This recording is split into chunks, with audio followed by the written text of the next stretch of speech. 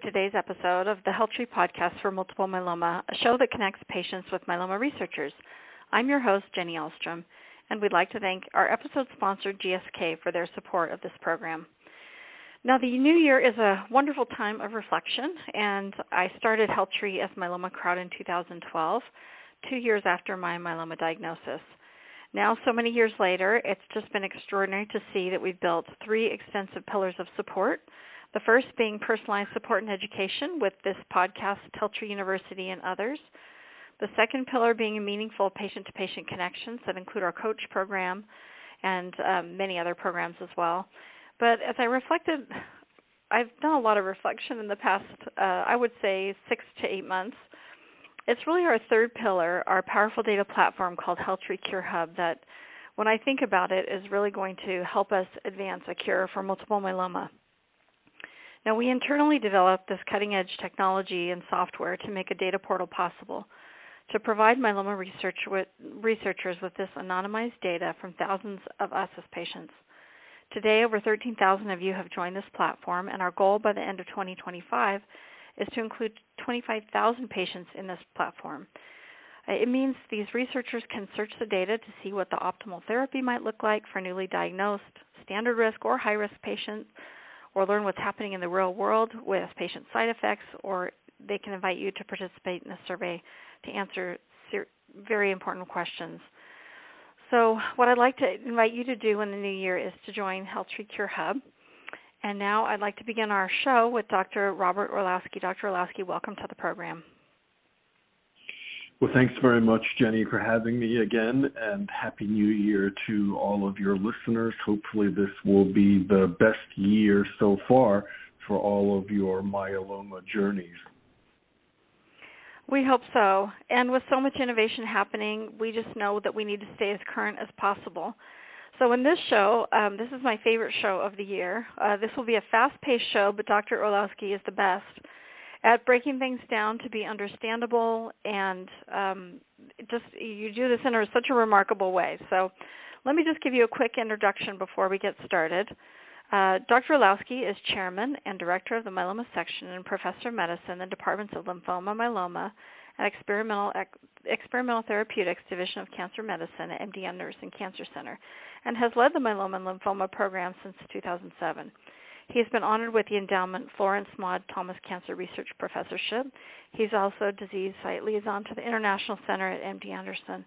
He serves as the chair of the Southwest Oncology Group, which is called SWOG, which creates clinical trials from multiple centers and is a big responsibility, and is a member of the American Society for Biochemistry and Molecular Biology, member of the editorial board for expert review of the publication Hematology, member of the NCI Steering Committee, a member of the Medical Advisory Committee for the LLS, Scientific Advisory Board member for the HealthTree Foundation, reviewer of the ASH Abstract Review Committee, and a member of the AACR Clinical Trial and Translational Center Research Grants Scientific Review Committee. There's so many more committees, but he's also an author on over 420 articles, abstracts, or book chapters. Dr. Orlowski has received many awards over a number of years, including the Leukemia and Lymphoma Society Scholar in Clinical Research, the Leukemia and Lymphoma Society Man of the Year Award, the Emil Frey III Award for Excellence in Translational Research from MD Anderson, and the Wan Ki Hong Mentor of the Year Award, the Gerald Bodie Award for Excellence in Education, and the 2022 Giant of Cancer Care in Myeloma. So now you can find news and information from his daily newspaper on Paperly called Myeloma Daily, or find him on Twitter at @myeloma_doc. So let's just jump right in. We have a lot to cover, and as you said, 2024 is going to be a very exciting year. So should we start with just precursor conditions, or where would you like to start?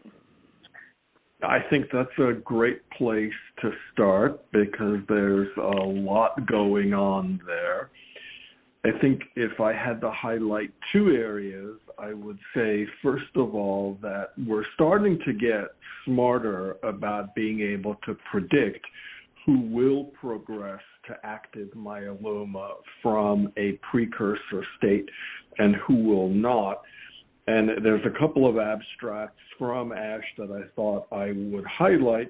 one from Daniel Wong from Australia, and they found that cell-free MYC gene copy number was a good predictor for high risk of progression and also for diagnosis of newly diagnosed active myeloma.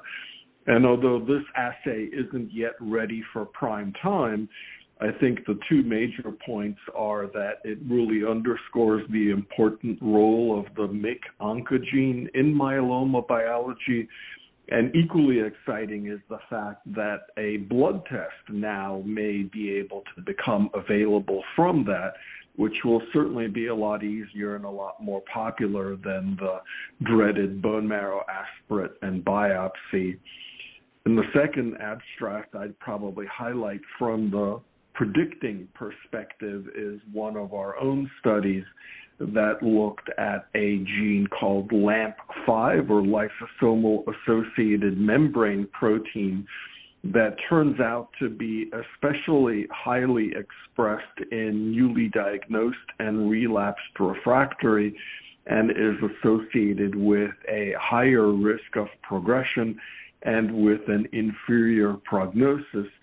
And we also developed an antibody that recognizes this protein, which we were able to convert into a drug therapy that worked in a laboratory model. So it's not yet ready for prime time to go into patients, but I think, again, it shows that we're able to better predict, and potentially some of these predictive genes and proteins could be targeted with new therapies. It's so exciting to understand better, especially at the beginning of treatment or smoldering, at the smoldering stage even, or even as a newly diagnosed patient, which path you should take. I think that's one of the most challenging pieces from a patient perspective, but also from your perspective potentially. How do you treat this disease? I definitely agree. I can imagine it must be very frustrating from a patient perspective to be told that you have a form of myeloma, even if it may not be clinically active, and that your doctor is not going to be treating you because, at least as of right now, we don't have an approved standard of care. But we can stratify patients into those who are at low, intermediate, or high risk of progression. And I would say that definitely those who fall into the high-risk category, and possibly some of those in the intermediate risk category, should consider clinical trials. There are many active options out there. The U.S. national study right now is comparing Revlimid and dexamethasone with Darzalex, Revlimid, and dexamethasone.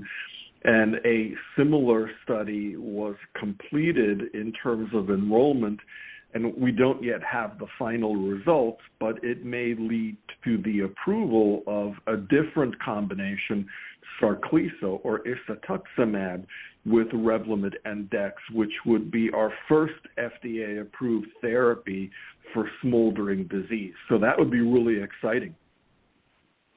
Wow, that's fascinating. I wasn't aware of that.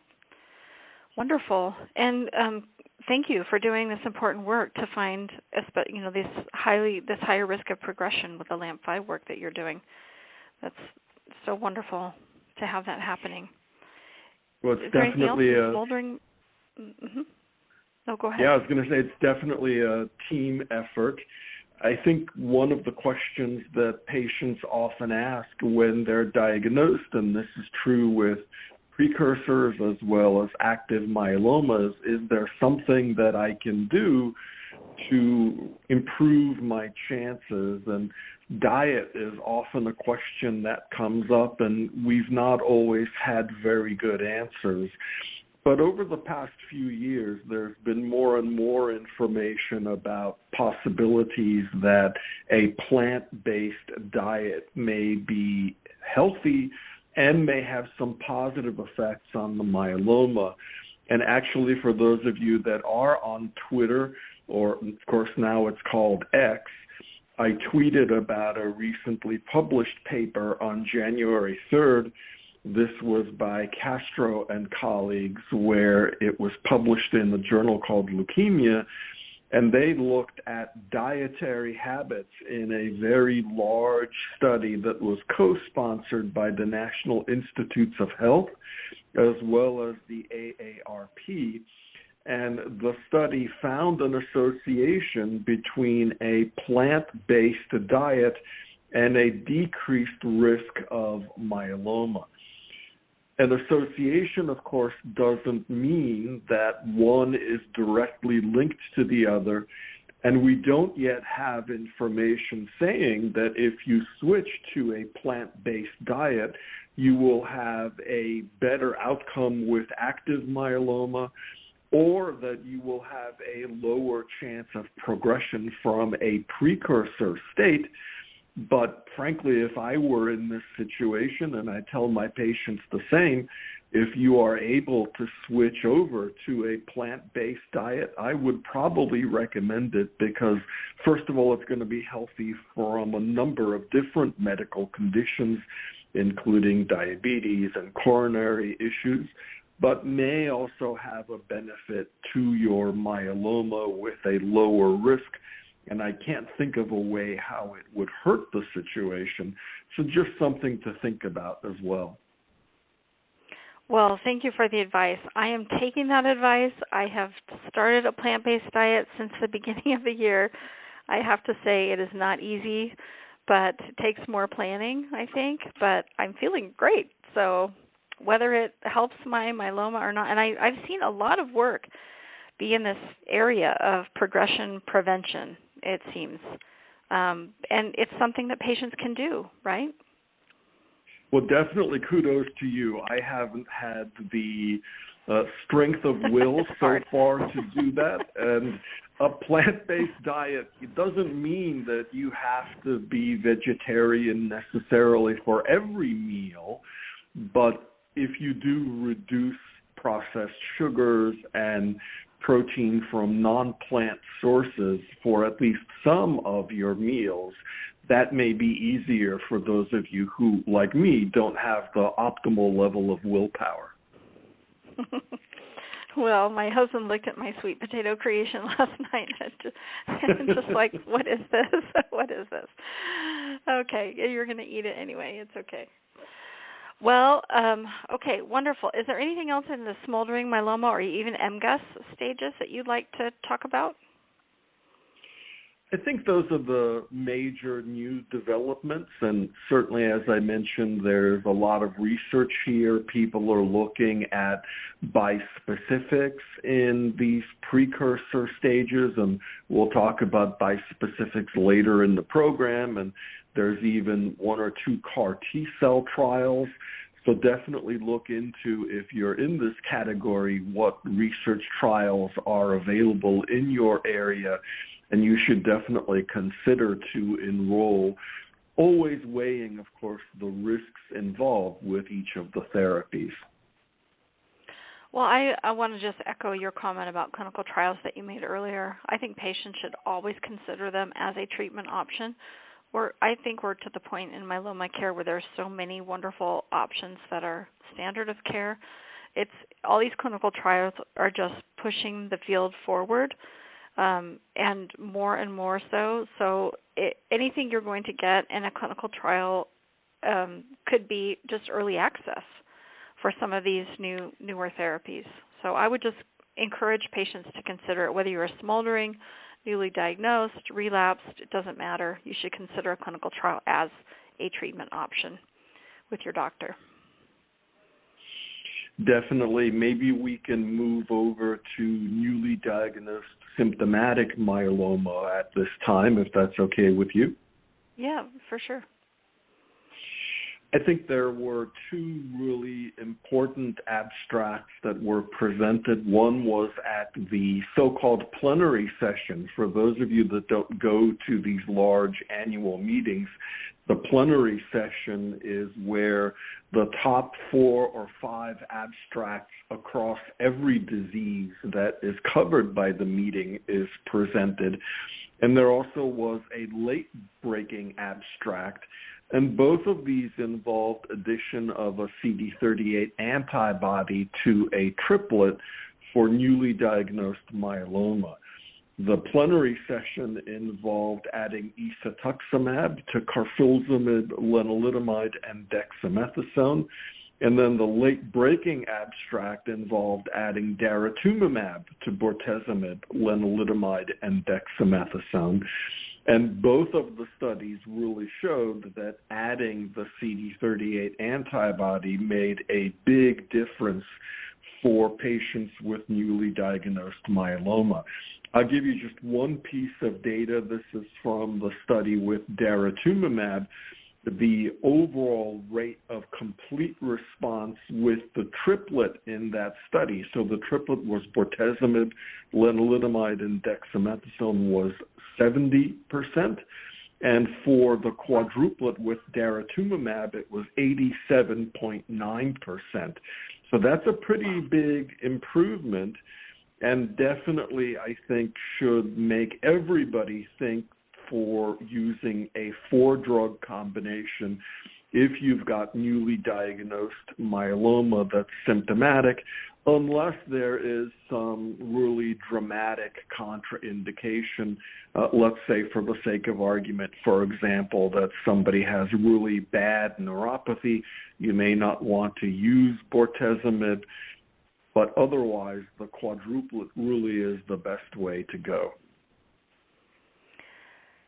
And the typical length of time before you try something else or go to transplant or something like that is you do it like 4 to 6 cycles, or what do you typically? One of the standards has always been to do about 4 cycles, and many of the studies are designed that way.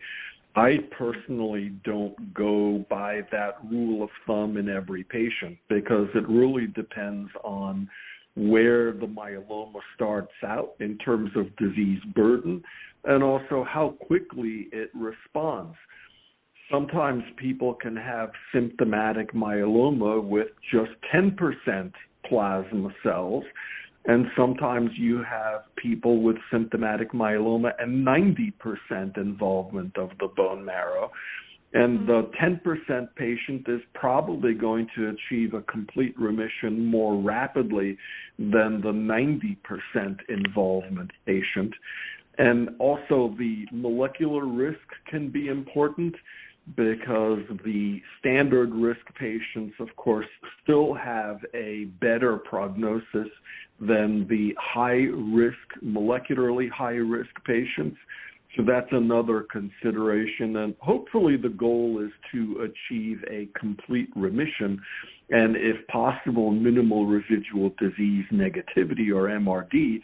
And if after 4 cycles you're tolerating the regimen well and you've got a really good response, but it's not quite all the way to a CR, why not do a 5th or maybe even a 6th cycle as well and get it down even lower, because we know that in general, the less disease you have, whether you do a transplant next or not, the better will be your outcome. It makes sense, right? Less cancer is always going to be better than more cancer. Yeah, absolutely. Well, it's nice to see that personalization is happening.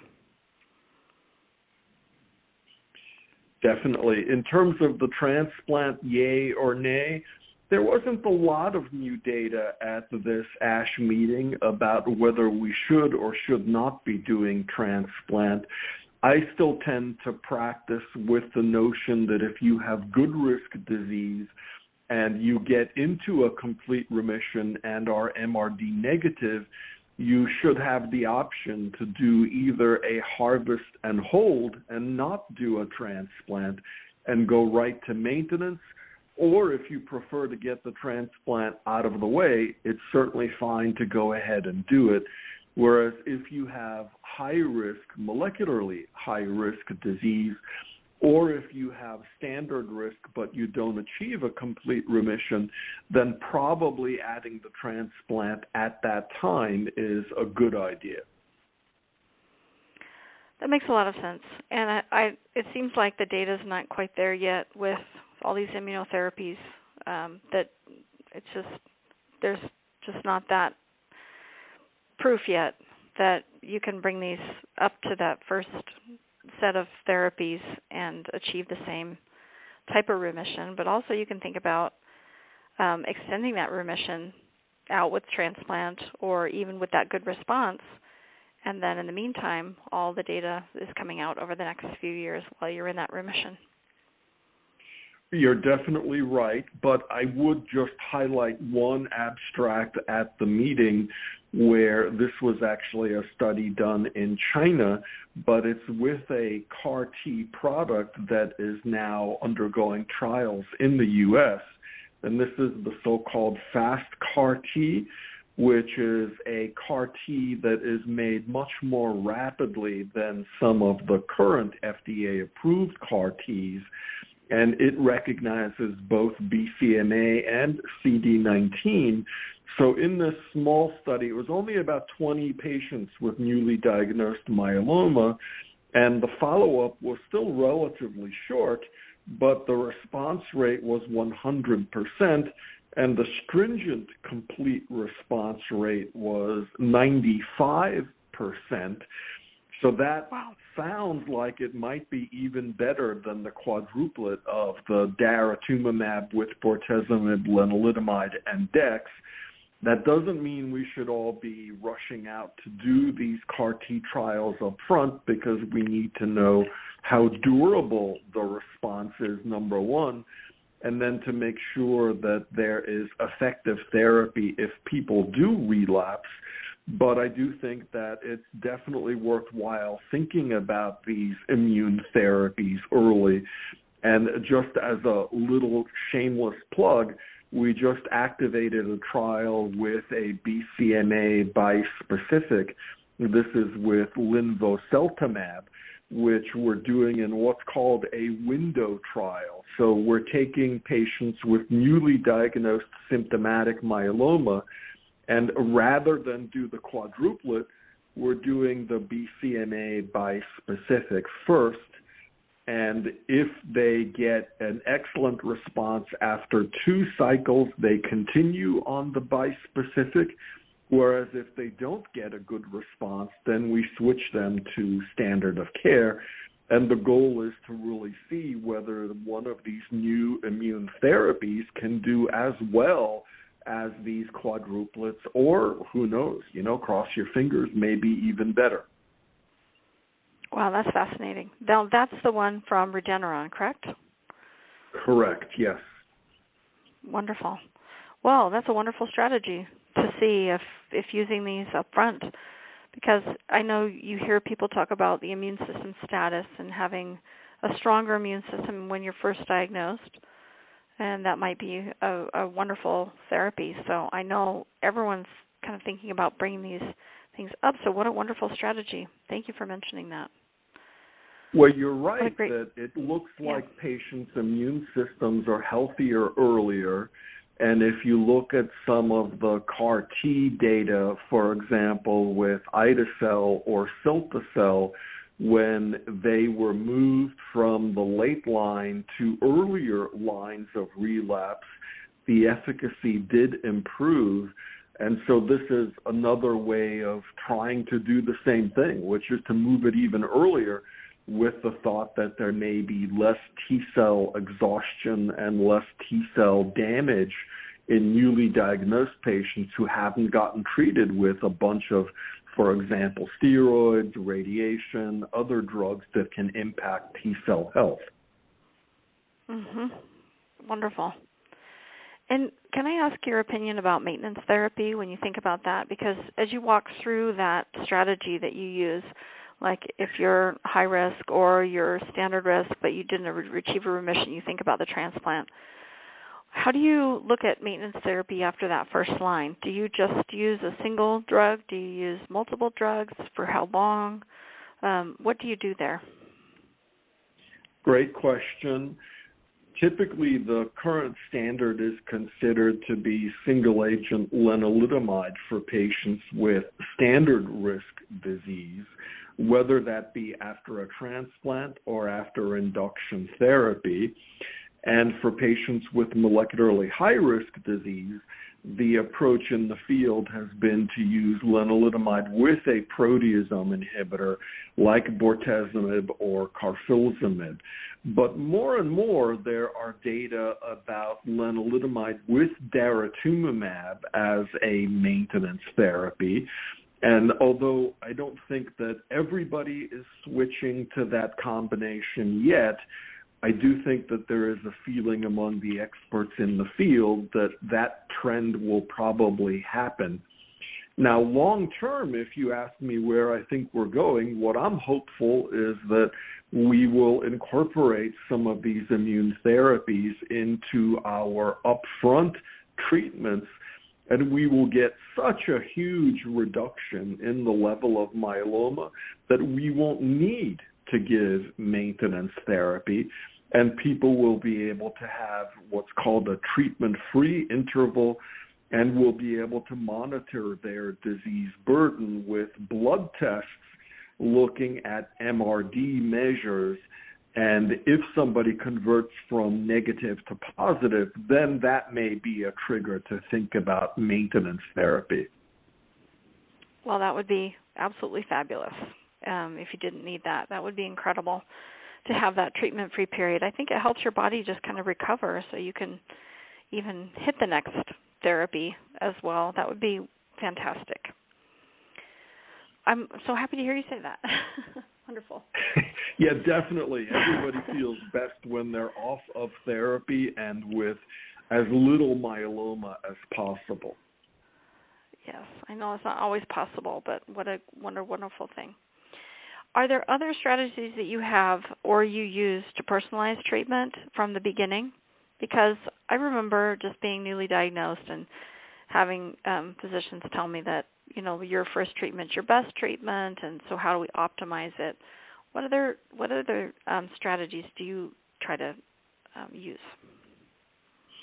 Well, right now, as I mentioned, the quadruplets are probably the best way to go, and we don't yet have ways to personalize those treatments for individual differences in disease biology. However, I do think that we're moving in that direction. I'll give a few examples. Probably the best one is for the patients, which is about 15% who have 11-14 translocations. And those patients have myeloma that is much more dependent on BCL2 expression. And venetoclax is the obvious drug to consider there, although unfortunately not all of the studies with that have been positive. But there is a different BCL2 inhibitor that was presented at ASH. This was a drug called sonrotoclax. Not quite as easy to say, but this was presented by Hong Quach from Australia, and it had a good overall response rate at the recommended phase 2 dose in the relapsed setting.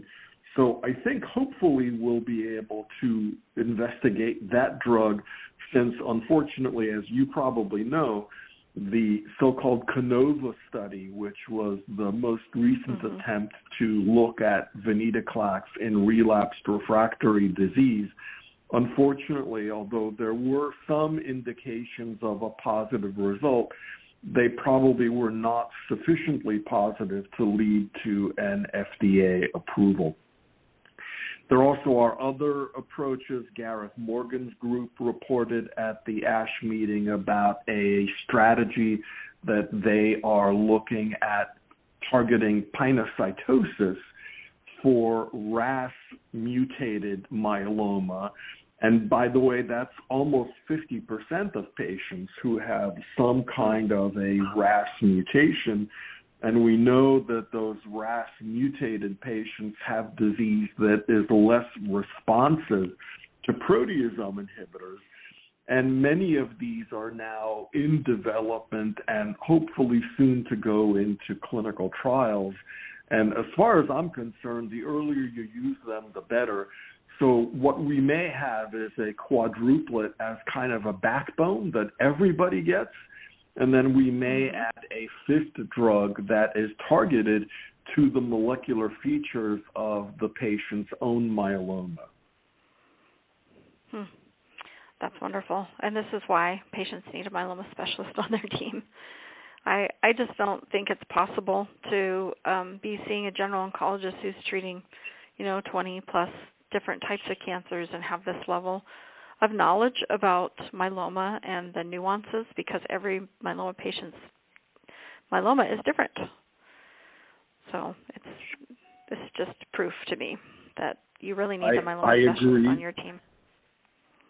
There are some wonderful community hematology oncology doctors who are very involved in myeloma and have lots of myeloma patients, but it's always worth asking your doctor how many myeloma patients he or she treats just to get an idea. And if that number is low, then having either an in-person, or now very often you can do this remotely, having a remote consult so that you can at least have the confidence that what you're doing is the right thing would be really, I think, important to reduce anxiety levels and sometimes potentially change treatments to something that could be better. Well, I agree. And even if you want to get treatment in your local center or community, you can do that. But I think consulting with an expert like yourself at key decision points, whether it's newly diagnosed or you relapsed, is really critical, because you have this depth of knowledge and it's what you focus on all the time. So there's just no replacement for that kind of pattern recognition that you're seeing in your clinic. And it's just critical, in my opinion, for patients to do that for themselves. Okay, well, should we move on to relapsed myeloma and maybe earlier and then moving into later relapses? Definitely happy to do that. There were updated data from the phase 2 CARTITUDE trial that were presented, and this was in 2 different cohorts, one of which had 1 to 3 prior lines of therapy, and the other were patients who had early relapse after their first line treatment. So these were all patients getting second line BCMA targeted CAR T-cell. Now, the number of patients in each of these cohorts was only around 20, so we definitely want to see the larger study results that have been presented and that really have been announced as being positive. But the overall survival in those patients with a 24-month follow-up was anywhere from 75 to 84%, and the overall response rate was 95 to 100%, which again suggests the possibility that earlier use of these CAR T cells will give you a better outcome. The other nice thing about that is that if you use it earlier, you may have a longer treatment-free interval than if you use it later. Definitely be nice to get the approval for both ide-cel and cilta-cel in earlier lines of therapy, which we think may be possible later this year, probably in the second half of the year rather than the first half. And so that will give earlier line patients the first shot at CAR T-cell therapy. And a couple of advantages to doing it earlier. First of all, we talked earlier about T-cell health. Probably your T-cell health will be better in earlier lines of therapy.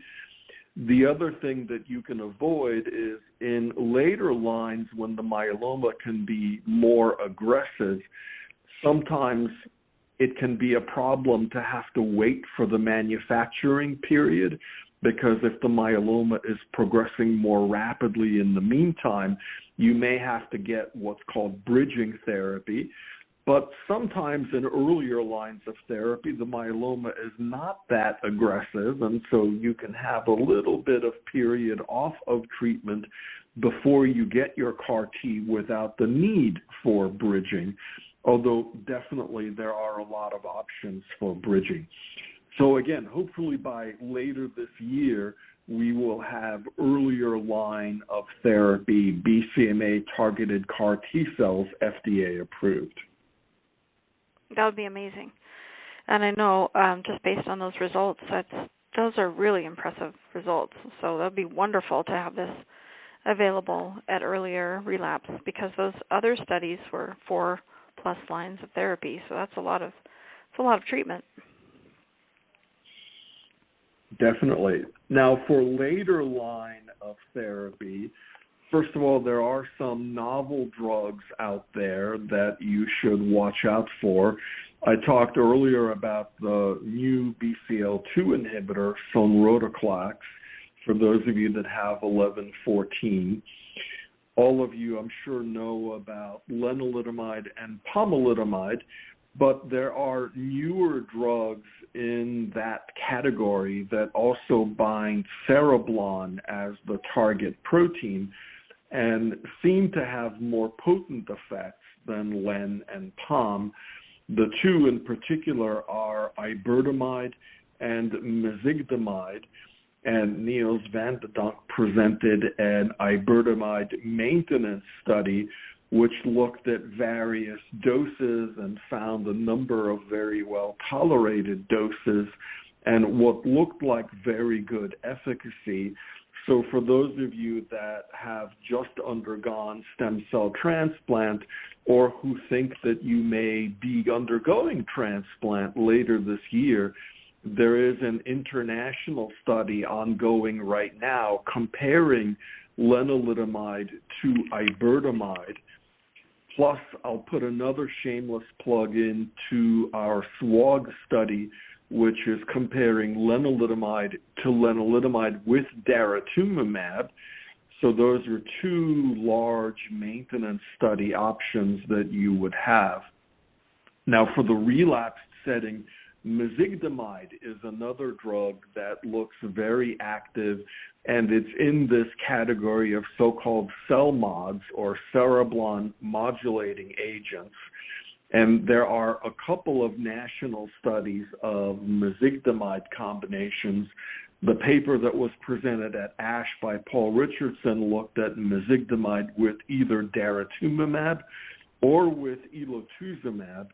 The ELO data, frankly, were a little bit disappointing because the response rates were not that great, but the data for mezigdomide with daratumumab were quite good, with response rates in some cohorts in the high 70 to high 80% range, and so really a very active combination. The other thing that I think was really interesting about mezigdomide, and this has been in part published and in part presented in abstract form, is that mezigdomide seems like it can activate T cells. The reason that's important is that some of the immune therapies that we've been talking about, including bispecifics and CAR T cells, can cause T cell exhaustion. And let's say, for the sake of argument, that you're on teclistamab and the myeloma progresses, not because there is a mutation or loss of BCMA expression, but because your T cells become exhausted.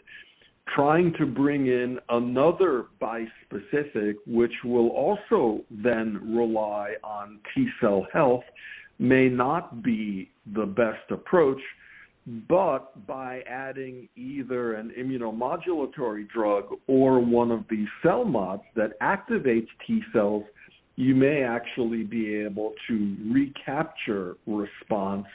And there were data presented at the meeting looking at teclistamab with pomalidomide and talquetamab with pomalidomide, where the overall response rate was in the 80+% range. And so really something that looks interesting. and may inform future sequences of therapies if, again, you have something like T-cell exhaustion. And then probably the last new drug I would briefly want to mention in this new drug setting, there are a couple of what are called trispecific antibodies. So a bispecific, like it sounds like, binds to two different proteins, either BCMA on myeloma and CD3 on T cells, or GPRC5D on myeloma and CD3 on T cells. But there's a number of trispecifics that can really bind to three proteins. One of them, which is a Janssen compound, actually bound to BCMA and GPRC5D and CD3, and the results with it look quite promising. The reason that's interesting is that not every patient's myeloma expresses high levels of both proteins. Some patients may have high levels of one, but low levels of another. And so if you pick the wrong one, you may have a lower efficacy. But if you've got a molecule that hits both, then there's less concern that a low expression level could undermine the activity. So that's kind of cool. And then I'll just mention one other drug. One other drug to quickly mention is belantamab mafodotin. All of you, I'm sure, remember that this originally got single-agent approval. It's a BCMA antibody drug conjugate, sort of like a Trojan horse approach where it's taken up inside the myeloma cell and releases a toxic drug that kills the cell from the inside. But then the drug got pulled off the market because there was one phase 3 study that was positive, but not positive enough to be considered successful. But we now know that there were data announced, although not presented, from the so-called DREAM-7 study, where belantamab with bortezomib and dexamethasone was better than bortezomib and dexamethasone for progression-free survival as well as overall survival. And just earlier this month, there were data published about belantamab with pomalidomide and dexamethasone that had an 85% response rate. I tweeted about that on the 6th if you follow my Twitter account. And it seems that there is a possibility, therefore, that the belantamab may make a comeback. The reason that's interesting is that belantamab is another drug that doesn't rely on T cells for activity. And so in terms of sequencing, if you've just progressed on a bispecific and your T cells are exhausted, belantamab may be a reasonable next step. I should say, by the way, these are all hypotheses that I'm mentioning. We haven't proven them yet, but there is at least some science and biology and logic behind them. Yeah, it's fascinating to watch the evolution of that. I had a few other just questions, follow-up questions for what you were saying about the trispecific. So I know you said it was the three. It seems very similar to that, like a dual CAR T strategy. Has that made any progress? Because I think at the beginning when they started talking about CAR Ts, they were talking about let's do two targets at the same time. I was just curious about that. Well, definitely. So I briefly mentioned the fast CAR earlier, which is a dual BCMA and CD19 approach. And there are folks that are looking at targeting both BCMA and GPRC5D. So there is some progress there, and hopefully we'll see even more at this coming year's ASH in 2024 back in San Diego. Yes, that's the best place for it. Absolutely. Are there other targets besides the CD19 that you talked about, like either CS1 or some of these other targets? Does anything else look promising? I'm just CS1 or SLAMF7, which was targeted by elotuzumab, people have been looking at that as a target, at least at our center. E.J. Spall and Katie Rizvani looked at that as a target, and what they found in preclinical models is that there was very rapid emergence of myeloma cells that no longer expressed CS1 or SLAMF7. So I think that one is a little bit less popular, but there definitely are others. One I would briefly mention, which was CD70. A number of groups have found that CD70 is expressed at high levels, in particular on the 414 translocated myeloma, which is one of the higher risk features. The so-called Myeloma Solutions Fund has supported research in that area, and we actually have a CD70 NK, or natural killer cell CAR, in the clinical trial arena right now here at MD Anderson. So if you have 414 translocated myeloma, it's definitely something to think about. Okay, just curious about that. It's interesting to see these therapies evolve. You talked a little bit about sequencing. Can you talk about sequencing, like when, patients are trying to figure out what they're doing at every step, and hopefully they have a myeloma specialist on their team that can guide them through that process. But it's a wonderful problem to have that you have so many different treatment options. Can you speak to how you determine what should come next? Like for the newly diagnosed patient, and then they've relapsed, and then do you do a bispecific? Do you try to do a GPRC5D and then go to a CAR-T BCMA? Or like, how do you think about that, and how do you figure that out for your patients? Right now, all of us in the field still practice with the goal of giving the most active therapy as early as possible. And in deciding on the next line of therapy, what you really look at is what's the biology of the disease, how rapidly is it progressing, is it standard risk, is it high risk, what treatments did the patient have before, and how did the patient tolerate them, and what treatments did the myeloma become resistant to. So it's a combination of disease factors and patient factors. But some of the concepts that I've mentioned, I hope, will be emerging more and more, where we'll be using measures of T-cell health as well as expression levels of some of the targets that we've talked about, which include BCMA, GPRC5D, CD70, as ways to try to figure out appropriate sequencing. So these are all concepts that are in development. Just as one example, there is an abstract at ASH that suggested that patients with 1Q gain or amplification had reduced levels of CD38 expression.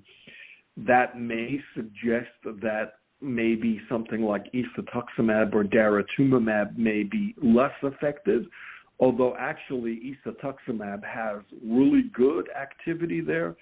So one has to always be careful, because these laboratory studies are really important to do, but cell lines and even samples taken out of patients are not quite as good a model as the patients themselves. And I think that goes back to one of your earlier points, which is the need for continued clinical trial research to understand how these approaches are best used in people. Absolutely. This is how you make progress in the care that you're delivering. It's because patients have joined these clinical trials and participated, and now you know the answer. So it's best for patients and best for the research, which is best for patients also. So it's fantastic. Just a quick question before, I know we want to talk about testing methods, but you've mentioned T-cell health over and over again, and it's so important as for patients responding to these immunotherapies. Is there anything a patient can do to improve their T-cell health? in your opinion? A great question, and a couple of studies have been published just recently looking at CAR T efficacy. I tweeted about one earlier this week that looked at CD8 T-cell expansion and health as a more important determinant of successful CAR T therapy, even compared with persistence. Unfortunately, as of right now, we don't really have good information about how to maximize T-cell health from a physical activity and diet perspective, although probably some of the same concepts that we've talked about earlier, including plant-based diets, staying healthy overall, exercise, being mindful and using mindfulness techniques. These are probably all things that certainly have a chance of benefiting.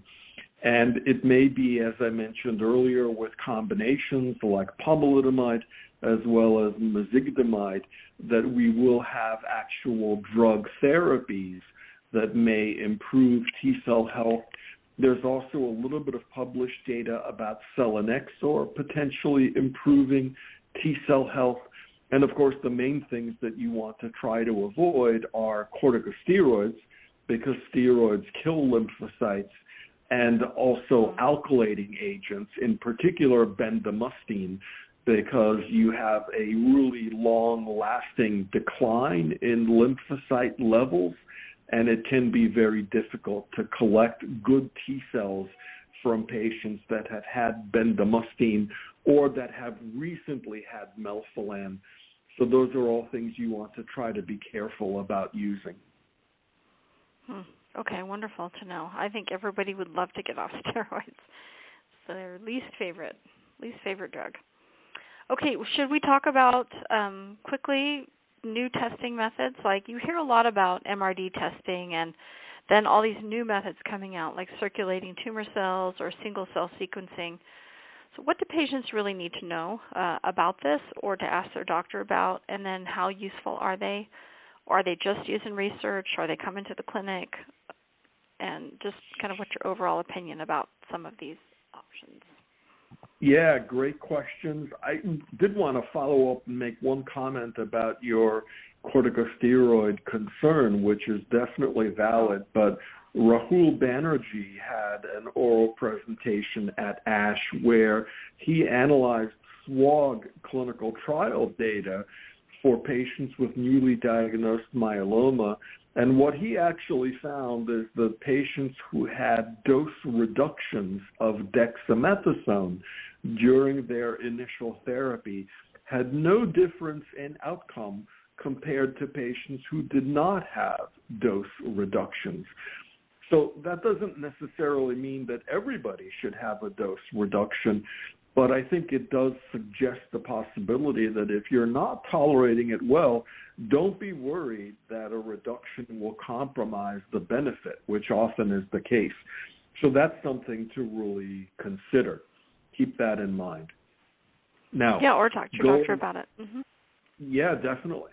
Now, going back to the testing, I think, first of all, there were quite a few abstracts around two broad concepts, and I know we're kind of running out of time, so I'm not going to quote specific data, but we see more and more information about the value of circulating myeloma cell assays in both predicting outcome and in predicting the biology, because, first of all, we've known for a while that more myeloma cells in the blood, as you would imagine, is associated with a worse prognosis than patients who have less myeloma cells in the blood.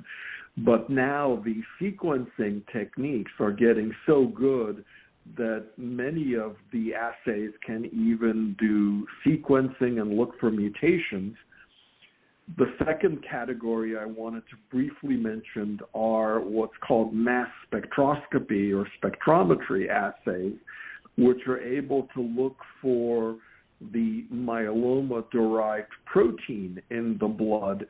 And some of these now appear to be able to get down to the level of sensitivity of some of the bone marrow assays. And so that would be just incredibly wonderful if we had that available, because first of all, we could look at the biology of your disease and do MRD testing potentially only from blood tests and not have to do bone marrows.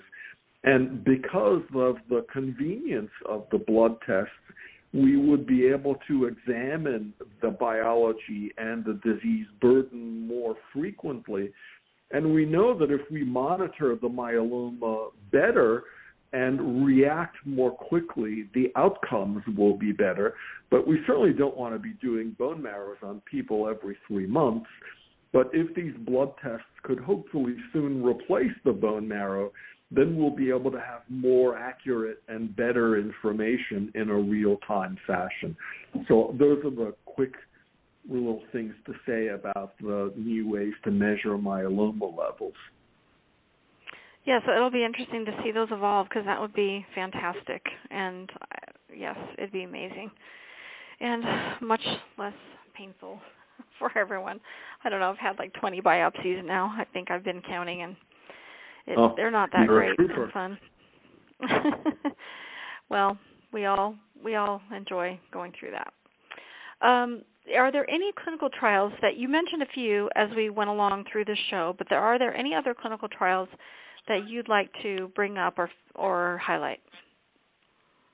Well, one study that I would mention briefly, and this is, again, a little bit of a shameless plug, but we've mentioned this compound before, the HDP-101, which is a BCMA antibody drug conjugate, which we previously showed in laboratory models is more active against deletion 17p myeloma than against standard myeloma. And of course, deletion 17p is a high-risk feature.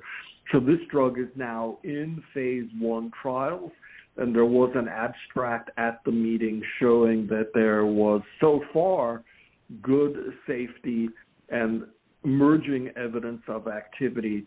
And by the way, at least so far, there was no ocular toxicity. Those of you that have read up or maybe even had belantamab know that one of the more significant side effects can be blurry eyes or dry eyes and visual changes. And at least so far with the HDP-101, that has not been seen. So that's one for those of you, especially with deletion 17p, but even with just relapsed refractory myeloma, that's a good one to watch out for. Is that only open for patients with deletion 17p, or is it just including patients with 17p? It's open for all patients. It does include deletion 17p, but you don't have to have that to be eligible, because the drug works really well even in what's called wild type 17p, which means patients without that deletion. And again, in the laboratory, what we found is that molecule works better than belantamab. We don't know if that will be the case in patients. It's still too early to tell, but at least in the laboratory, it looked better. Okay, well, that's fantastic. I think having an option especially for deletion 17p patients is wonderful. And I know those antibody drug conjugates kind of work differently than the bispecifics. They kind of drop a toxic payload on those cells. So it's wonderful that you're not seeing the ocular issues, the blurriness and things like that people experience with belantamab. So that's wonderful. And that's open at MD Anderson, correct? And a number of other places, including Emory, which is a big myeloma center, and others. And if you want to look it up, just go to clinicaltrials.gov, or there are many wonderful trial navigator portals, including one that you and HealthTree have. Mm-hmm. Yeah, so we will put a link to those trials that you mentioned when we do the final transcript of the show, and that should be out within a week or so. So just kind of watch for that, and you'll be able to find those links after the show. I want to open it up just for a few minutes for caller questions. I know we're at the end of our show, so it might only be one or two. But if you have a question for Dr. Orlowski, you can call 347-637-2631 and press 1 on your keypad. And we'll start with caller that ends in 1159. Go ahead with your question. Thanks, Dr. Orlowski. This has been very interesting. You mentioned cell mods. Will those replace Revlimid and Pomalyst, in your opinion, as treatment and maintenance? Yeah, great question. And right now, we don't yet have FDA approvals for cell mods. One of the nice things about the cell mods is that they seem to be active in patients with myeloma that is either sensitive or resistant to IMiDs. And we don't know if the opposite is true. For example, if somebody had iberdomide first, would their myeloma then respond to pomalidomide? Until we know that, I think still the sequence would be best for IMiD followed by CELMoD. But if the CELMoD, let's say, is twice as good and you can still have better responses afterwards to pomalidomide, then reversing the sequence may be reasonable. So that's a long-winded way of saying I don't think we know the answer yet. Okay, great. Thank you for the question. Okay, caller ending in 1778. Go ahead with your question. Hi. Thank you so much, Dr. Orlowski. You're just amazing. Post-stem cell transplant, first refractory to Revlimid maintenance, what determines whether you favor DKD or DPOMD? And which I think are right now, that's your only choice. Those are certainly very good options. I tend to decide based on the molecular features, and if somebody has high-risk molecular features, I tend to go to DKD, whereas if somebody has standard risk molecular features, I tend to go to DPD. Got it. Okay, Yeah. Great. Thank you. Thanks for the question. Okay, caller that ends in 5006, go ahead with your question. Thank you very much. I have a molecular feature of 1Q, and I'm high risk, smoldering, and my M protein is at 2.6 at the latest. And I'm looking at the clinical trials. I'm looking at the CAR T trial at Dana-Farber, and I just get right at this stage. I'm very confused with all of the information, and I don't want to do a clinical trial that is not the best. I mean, I could use some advice, I guess. Thanks for the question. It's, of course, difficult in the context of a very short discussion over a radio program like this to give you optimal guidance. One thing you can look at, I don't know when you were diagnosed, but we do know that so-called smoldering myeloma in evolution, meaning people who have disease where the M protein or the free light chains are rising over time, have a higher risk of progression than people whose M protein or free light chains are stable over time.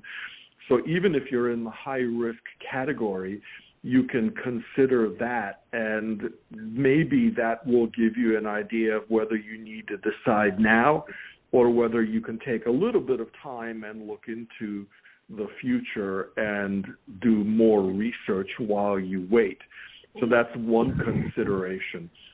You know, depending on what the additional molecular aspects of your disease are, certainly the CAR T cells are one of the best therapies that we have in the relapsed refractory setting. And I mentioned some of the data in newly diagnosed disease. And one of the advantages that they have is that unlike some of the immune and chemotherapy combinations where you're on some kind of treatment for up to 2 years for many of the smoldering studies. The CAR T-cell approach is a one and done, if you will, because you're going to get your T-cells collected, you're going to get lymphodepletion, then you're going to get reinfusion, and once you get past that first month where there's a higher risk of the cytokine release and the ICANS or neurotoxicity, after that, you're going to be off of any treatment, and that's when people feel the best. So it really depends on your individual preferences. I would definitely suggest also that you get a second or even a third opinion, and maybe that will help you in deciding further. But definitely, if you're high risk with 1Q, considering a CAR T-cell study for smoldering is very reasonable. And if I do happen to flip over to active, and I'm no longer eligible for the CAR T trial, that's newly diagnosed from what I understand, and then I'm limited to whatever is available for newly diagnosed patients. Correct, but there are trials looking at incorporating CAR T-cell therapies into frontline treatment. So the fact that you would progress, which hopefully wouldn't happen, but even if it does, that doesn't mean that you're automatically excluded from CAR T-cell therapy. Okay, great. All right, thank you very much. Thanks you guys are doing good wonderful luck. work. Thank you. Oh, and by the way, really quickly... Okay, go ahead. And I was just going to say, for those of you that have questions that we can't get to, my email address is r.orlowski@mdanderson.org. So feel free to shoot me a question that way. Okay, wonderful. And are you okay on time for a couple more questions? Yes, I'm okay. Okay. Okay, caller at 6569, go ahead with your question. Yes, thank you. I'm asymptomatic. I was diagnosed by my primary. I didn't believe him. He sent me to an oncologist. I ultimately ended up with a specialist at U of Miami. This summer in August was when I started treatment. My doctor said I should have 4 months since I had no adverse effects. He kept it for 2 more. Since then, I have been on Revlimid maintenance. Again, I hear so much from these people that are suffering so. My real suffering is my mental health in not realizing, can I be maintained at this level indefinitely? I don't know if I'm cured, but I'm certainly stabilized. I see my physician every 3 months, and they just smile. They said everything's wonderful. Is it a certainty that I will eventually progress? And my other question is, even though he said no when a family member thought about a stem cell transplant, he said, not for me. I also read what you didn't mention is that there's a risk after a period of time of secondary cancers developed from the treatment for myeloma. So I appreciate you taking my call because when I go online, I only see terribly sick people, and I can't find anyone, like myself that's just hanging in there. And, part of me even feels bad for taking up your time. I appreciate your response. Well, thank you for your call, and by no means should you feel sad for taking up time. The good news is that there are a lot more people who are doing really well than it sounds like you've been able to connect with. A couple of things, because there were a few different questions that were in there. First of all, you're at a great place. University of Miami has a wonderful myeloma program. In terms of stem cell transplant source, it is true that the vast majority of the transplants that are done in myeloma are autologous using your own stem cells and not from a donor, which would be allogeneic. Family members may be matches for you, but at least in the past, when studies were done comparing, for example, 2 autologous transplants versus 1 autologous and then an allogeneic, the results were not substantially different, which is why autologous is still the standard of care. And you don't have to worry about what's called graft versus host disease if you do an auto. Graft versus host is where the donor stem cells attack your normal tissues because their job is to attack anything that looks foreign. You're also on Revlimid, and you wanted to know about second cancers. That's a complicated question because we know that myeloma patients who get no treatment are at increased risk of second cancers. And definitely there are a number of studies that show a small increased risk of second cancers with Revlimid. But overall, the benefit of the maintenance is still felt to substantially far outweigh the risk. There's no way on an individual basis that we can predict whether you will progress or will not, although if you have standard risk disease, the chances are that you will have a lower risk of progression, and that if you do progress, it will happen later than if you have high-risk disease. And then finally, you wanted to know if there's a chance that you will never progress, and the answer is that yes, there is a chance you will never progress. Probably somewhere in the 10 to 20% range of patients can stay on maintenance therapy and may never relapse. So here's hoping that you fall into that group. And definitely if you think that things like support groups or other interventions may help you to feel better about the situation, please avail yourself of whatever resources you want. And again, if you think that a second or third opinion would help you feel better, definitely go for that as well. So I hope I've covered everything that you wanted to know. Can I ask one other quick question? I was going to ask my doctor when I see him in a couple of months, can I go and try to skip a month?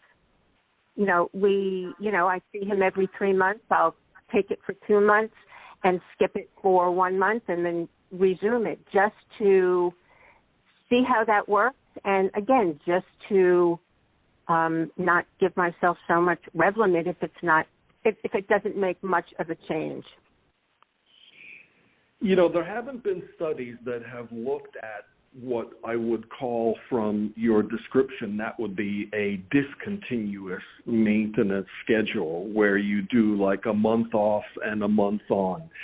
And I can tell you, if a patient of mine asked me that question, I would probably say, since we don't have a lot of data, my preference would be to recommend that you stay on a continuous schedule. Okay. Well. Okay, wonderful. Yeah. And also, just so you're aware, yeah. Go ahead. No, I will just say I appreciate your response because I will ask my doctor when I see him in a couple of months. Very good. Yeah. Okay, thank you. And HealthTree has a lot of resources, too, that could help. We have a HealthTree Connect social media groups. We have coaches. We have a whole university, so you can learn more about myeloma. And with that, Dr. Orlowski, I know we've gone far over what we had. We still have caller questions, but I would encourage you to email Dr. Orlowski. And if you need his email, just email me, Jenny at HealthTree.org again. Or do you want to mention your email one more time? Sure. It's Orlowski, ORLOWSKI, at mdanderson.org. And again, thanks for having me on the show, and best wishes to everybody. Stay warm in the cold weather. Oh, thank you so much, Dr. Orlowski. It's been a privilege to have you on. And thank you to our listeners for listening to the HealthTree podcast for multiple myeloma. We invite you to join us next time to learn more about what's happening in myeloma research and what it means for you.